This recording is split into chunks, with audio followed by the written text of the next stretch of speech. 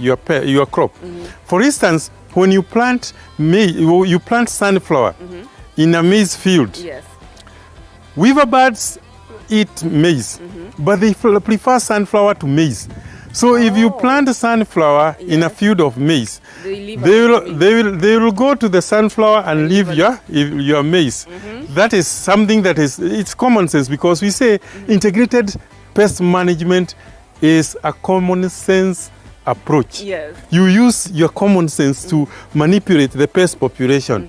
The other one is where we use what we call biological methods.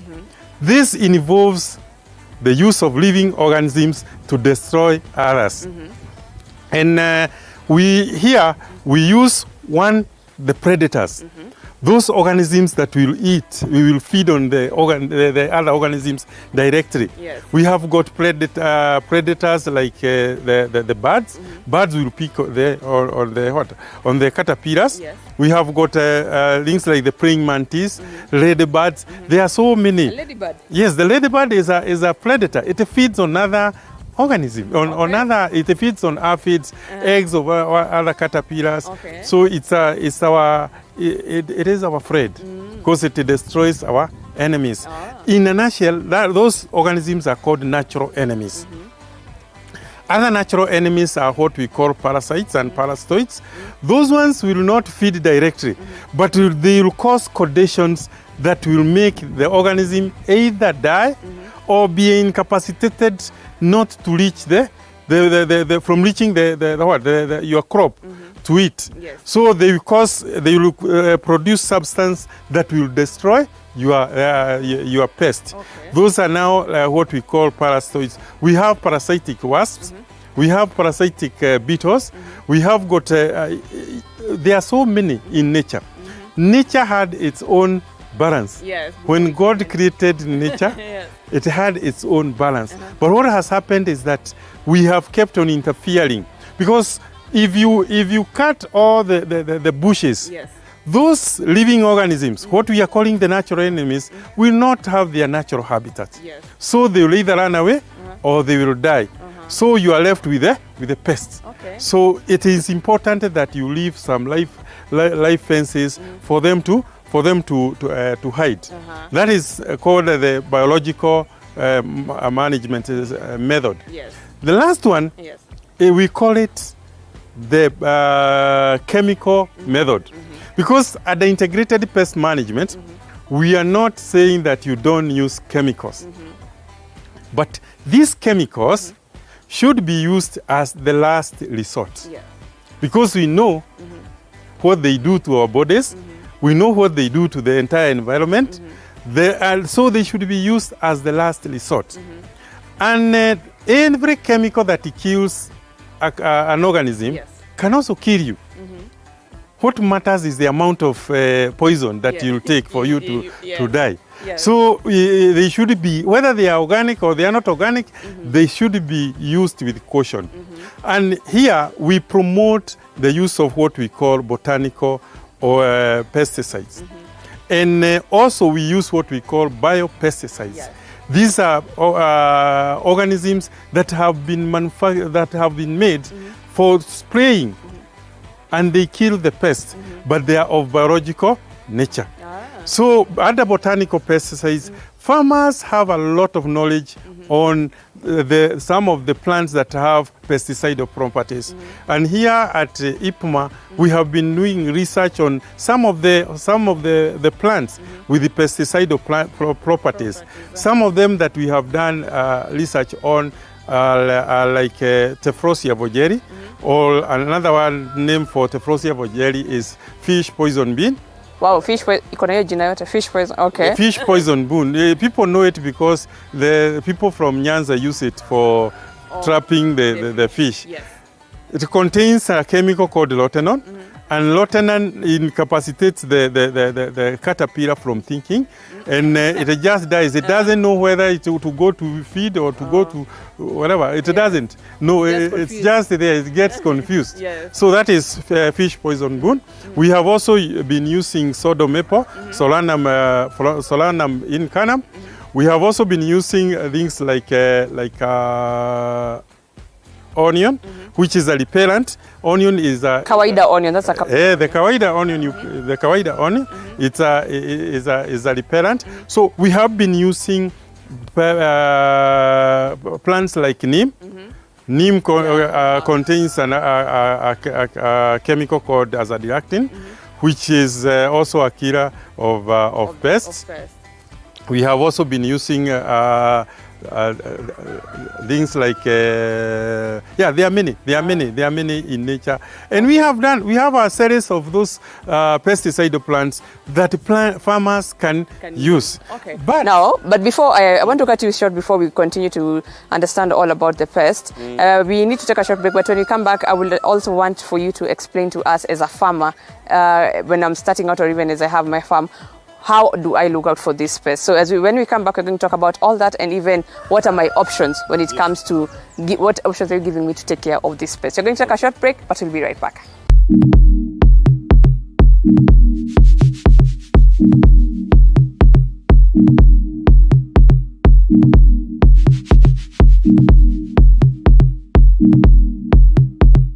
You are watching TV47, the home of untold stories.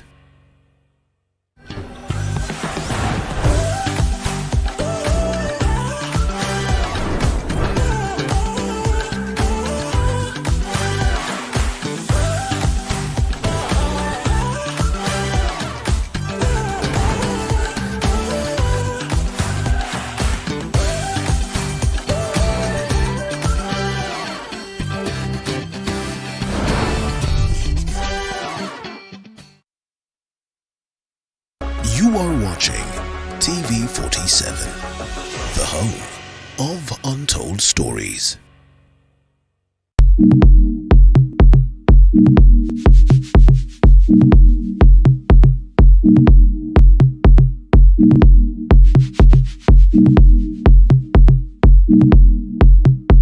Hi and welcome back to KILIMO Diaries. For those who missed the first part, my name is Violet Nyoki, and today I'm in Kiambu County understanding all about integrated pest management. And I'm talking to Nehemiah. He's given us a load of information on what we can do when we identify pests. But before we even get to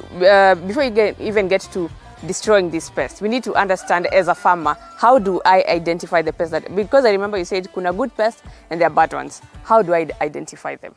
Thank you very much. Here at Effective IPM Association, we have a program for farmers where we train them the concept of integrated pest management. And the first thing that we do is we, as you say, making the farmer understand the pests and the natural enemies. Yes. And what we do is that we carry out some activities with the farmers and we show them how to feed the organisms, yes, so that they realize whether the organisms are eating their crops or not. Yes. So that is the first item in or principle in IPM. Yes. Pest identification. Yes. How do I know that this is a pest? Yes. You feed it with to a kale, you feed it to different crops, so that you know exactly whether is a pest or a natural enemy. You can also feed it with other organisms, like what I was talking about, the ladybird. Yes. You feed it with the aphids and see if they are eating. Is a process. The other thing that we do at the integrated pest management with the farmers is to make sure that they establish what we call the economic threshold. So the economic threshold is where you say that today I got 2 aphids. Yes. You do that through a process we call agroecosystems analysis. Agroecosystems analysis is how you look at your farm. Because we at the integrated pest management, we don't advocate for telephone farming. You must understand the changes in your farm daily. Today it was very hot and I realized that there were several caterpillars. Tomorrow when it is a bit wet, there are no caterpillars. Yes. So you know that water is preventing the caterpillars from coming to your farm. Now, but before you even continue, what is telephone farming? Telephone farming is where you give out money. You are in Nairobi and you are farming in Nyeri, and all you are saying is, how are my crops? You are not there. Yes. You are an absent farmer. Yes. You have employed people to farm for you. So you will not understand the changes that are there in your farm. Yes. Even when new pests come, you don't understand them. So at the agroecosystems analysis, we are trying to analyze the situations of the farm daily, the pest population, the natural enemies population, so that now when you say that today I had 5 aphids, Yes. Tomorrow I have 10. You say when I reach 30, I'll have to take some action. Yes. That is what we call the action threshold. The point at which now you have to take action. Yes. And some of the action you take, you start with the preventive measures, Yes. going up to the chemical methods. So at the IPMA, we train farmers to go through that agroecosystems analysis so that they understand their crops. They understand even when the crops are the crops have bad poor health, so that they appreciate whatever they are doing. We even tell them some of the problems that are that come to your crops are associated with soil health. They are associated with soil fertility. So what we encourage the farmers to do is to have their soil tested regularly. Yes. And we have got equipment like this one here. This is a scanner, a soil scanner. We use it for testing the soil. It gives us the amount of macronutrients, that is nitrogen, phosphorus, and potassium. It gives us the cation exchange capacity of the soil. It also gives us the moisture content of the soil. And lastly, it also gives us the pH. pH is the acidity and alkalinity of the soil. Yes. And that has a lot of impact on production, because different crops grow in different pH values. Yes. So if your pH is so high and the crop grows in a low pH, then they won't grow. Yes. So you may be saying that my crops have pests and because they are not developing, but it is because of the pH of the soil. So you need to understand. So right now we have also established a comprehensive lab where we are also looking at not only at the macronutrients, we are also looking at the micronutrients and even the diseases that are disturbing the farmer. Yes. So we encourage the farmers to move with us to understand the crops through what we call agroecosystems analysis. Yes. And then the other thing is the issue of diversity. Yes. So because some of the crops will destroy other pests, they will suppress the pests. Yes. So ours is a holistic approach to pest management. Yes. And as I said, we don't use one particular method. Yes. It's a combination of methods to reduce the pest population. Yes. We want the world to come back to where it was when God created it. We may not reach it there, but at least we can try. We can try. Yes. Because I didn't say that in Kenya, out of what we produce, 25 to 30% is destroyed by pests. You can imagine, out of 100 bags of maize, 30 bags are eaten by pests. Yes. The problem is very, very serious. So if we are able to use safe, environmentally friendly, and economical methods to manage these pests, it will be very, very good. Yes. And now, so when we were starting, you came up to us with some powders. I don't even know if they're for helping controlling the pest or what it is that you were to teach us about we using it. You can explain to us how we can use it and what it's all about. Yes, we have got products that we have made. This is called diatomaceous earth. It is used, one, for when you put it in your soil, it encourages crops to feed very well. So it contains silica, and you know, even when you take silica yourself, you eat a lot. So absorption of nutrients is enhanced. Yes. So this one is one of the products, but it is also a pesticide against soft-bodied insects. So it will kill the soft-bodied insects, and it is very, very useful. So what I said is that our work here is to look for alternatives. Yes. So when you talk of insecticides, we will try and look for plants with pesticidal properties, insecticidal properties, and we will encourage farmers to use them. So this is one of them. Yes. And our main approach is to make the soil healthy. Yes. Then the soil feeds the crop, Yes. and the crop feeds you. Yes. So farmers have been talking about biostimulants. Yes. There are some people who are manufacturing biostimulants in China and bringing them here. Yes. But what we said is, why can't we make our own? So this is a biostimulant. It stimulates the crop to grow very fast. Yes. It stimulates the crop to be happy. Yes. Because I don't know whether you know that a crop behaves like the way you behave. Like when you disturb a crop so much, it will not produce. A crop behaves the way you behave. The way or a plant behaves the way you behave. Yes. If there are insects going up and down the plant, that plant will not produce, Yes. because there is some disturbance. Yes. So when it is excited, it also tends to eat a lot from the soil. Yes. And eating a lot means that it will grow very fast. Yes. So this one is called Power Flow. It is extracted from the seaweeds from Kwale County. We get them, we ferment them, Yes. and we make this product. It is very, very good for fast growth of the crop. Yes. So we have got two types. This one is for flowering. When the crops are this one encourages flowering. So they are both powerful, both from seaweeds. So that is what we have. Yes. Here we have got the yellow trap.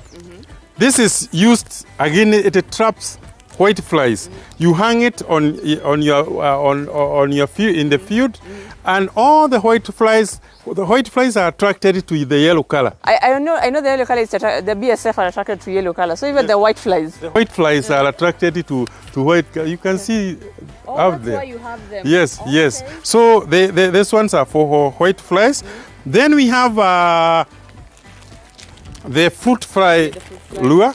This one has the female pheromone, and when we put it here, we put it in this container, and we hang it around the fruit trees. All the male fruit flies will think that there is a female here for them to come to mate with. Okay, female, yeah. with the female. And in the process, they will come. You can either put water here, you can put some neem oil here, and they will come and they will die. Wow. So Okay. they will, yeah. This is what we call the biological methods. Oh, So yes. we are using pheromones, what we call pheromones, to trap insects, to trap organisms that are destructive. So this is aloe. And we use it for making some substance to kill termites. Okay. To kill termites. As I told you, our work is to do research and extension on alternative methods of pesticides. Okay. Yes. So my director is telling me that my time is up. But before I let you go, I want you to answer. You give us, what advice will you give a farmer who is starting out or who has been in the farming, doing farming for quite some time, and they do not understand a lot about pests? What advice will you give them?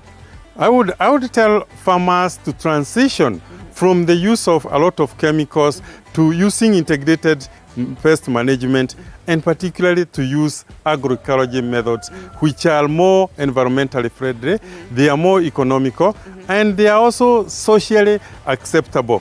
I would tell them that it is not something that it takes 1 or 2 days, so it takes some time, but after some a while, when they develop their soil system to be capable of holding the crops that they are growing, they will be there.